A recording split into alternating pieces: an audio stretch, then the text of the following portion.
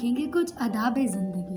हर चीज़ को करने के कुछ ना कुछ आदाब होते हैं। आज हम सीखेंगे इबादत करते वक्त के आदाब। नमाज हमेशा अव्वल वक्त में अदा करें, बिला वजह ताख़ीर ना करें।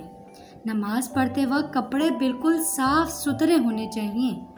7 साल के बच्चे अपने वालिदैन के साथ नमाज ज़रूर पढ़ें। नमाज कभी भी जल्दी जल्दी ना पढ़ें, बल्कि आराम आराम से ठहर ठहर कर पढ़ें। जुम्मे के दिन नहाकर और खुशबू लगाकर नमाज के लिए जाना सुन्नत है। नमाज में कभी कभी इधर उधर ना देखें। होंठों को हिलाए बगैर दिल ही दिल में नमाज कभी ना पढ़ें। नमाज मुकम्मल करने के बाद दुआ मांगें और दुआ करें कि अल्लाह पाक हमारी दुआएं कबूल फरमाएं। आमीन।